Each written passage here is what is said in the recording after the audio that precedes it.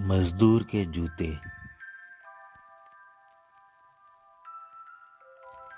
एक बार एक शिक्षक संपन्न परिवार से संबंध रखने वाले एक युवा शिष्य के साथ कहीं टहलने निकले।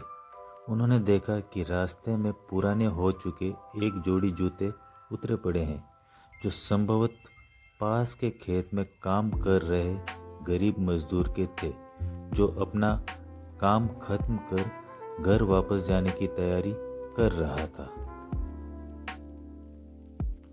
शिष्य को मजाक सूझा।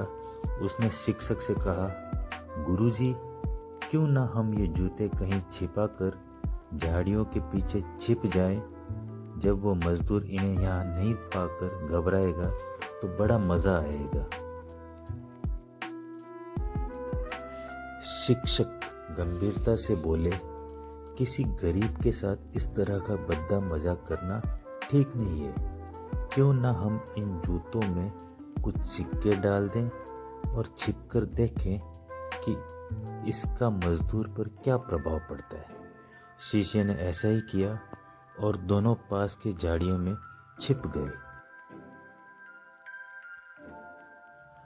मजदूर जल्द ही अपना काम खत्म कर जूतों की जगह पर आ गया। उसने जैसे ही एक पैर जूते में डाले, उसे किसी कठोर चीज का आभास हुआ। उसने जल्दी से जूते हाथ में लिए और देखा कि अंदर कुछ सिक्के पड़े थे।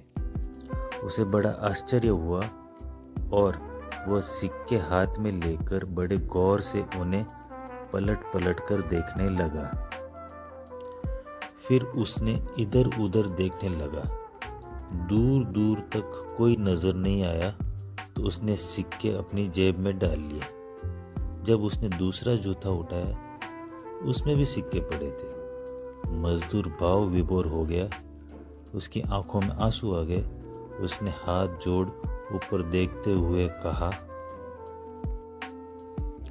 हे भगवान, समय पर प्राप्त इस सहायता के लिए उस अनजान सहायक का लाख लाख धन्यवाद।